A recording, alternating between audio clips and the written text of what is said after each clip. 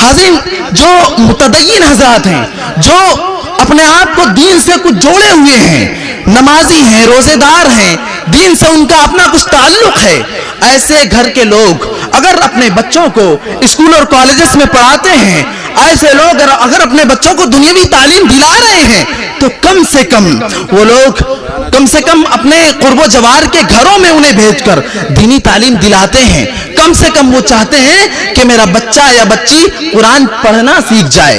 मैं आपसे ये सवाल करता हूँ, ये पूछना चाहता हूँ कि क्या अल्लाह तबारक व तआला ने कुरान मजीद को जो नाजिल किया, उसका बुनियादी मकसद यही था कि बस उसे देखकर पढ़ लिया जाए? उसका बुनियादी मकसद यही था कि बस नमाजों में उसको पढ़ लिया जाए? उसका बुनियादी मकसद यही था कि नए घरों के आगाज में उसकी तिलावत करवा दी जाए? उसका बुनियादी मकसद यही था कि जब कोई वफात पाए तो मय्यत को रुखसत करने के लिए कुरान खानी की जाए? क्या यही उसका बुनियादी मकसद था? कुरान से जब हम इस बात का सवाल पूछते हैं तो हमें जवाब मिलता है, लियद्दब्बरू आयाति वलियतज़क्कर उलुल अलबाब।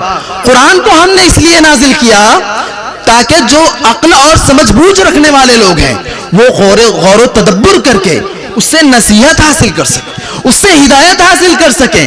कुरान का नुज़ूल इंसानों की हिदायत के लिए हुआ है। फिर वो लोग जो सिर्फ और सिर्फ देखकर कुरान मजीद की तिलावत करने पर कादिर हैं, उसको समझने पर तवज्जो नहीं देते और एक कदम आगे बढ़कर कुरान को अहमियत नहीं देते, जरा वो मुझे ये बताएं कि क्या आप कुरान के नुज़ूल का बुनियादी मकसद हासिल कर पा रहे हैं? बुनियादी मकसद कब हासिल होगा? जब हम कुरान को समझकर पढ़ने की कोशिश करें, कम से कम कुरान को तर्जमे के साथ पढ़ने की कोशिश करें और बचपन ही से बच्चों के दिलों में कुरान समझकर पढ़ने का जज्बा उनके दिलों में पैदा कर दें। और ये उसी वक्त मुमकिन हो सकेगा जब हम अपनी मसाजिद में, जब हम अपने मदारिस में, जब हम अपने मकातिब में, जब हम हर महल्ले में, हर इलाके में, हर बस्ती में इस नौइयत के मकातिब और इस नौइयत के मदारिस और इस नौइयत के मराकिज कायम करेंगे, जहां पर इन 95% मुस्लिम कौम के तलबा की बुनियादी तालीम का बंदोबस्त हो सके।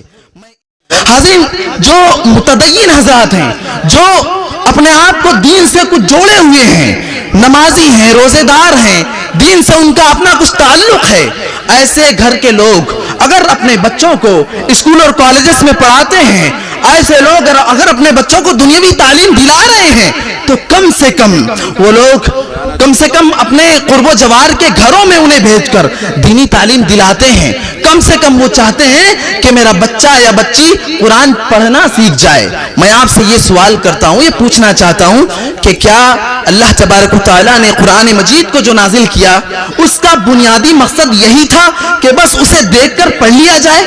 उसका बुनियादी मकसद यही था कि बस नमाजों में उसको पढ़ लिया जाए? उसका बुनियादी मकसद यही था कि नए घरों के आगाज में उसकी तिलावत करवा दी जाए?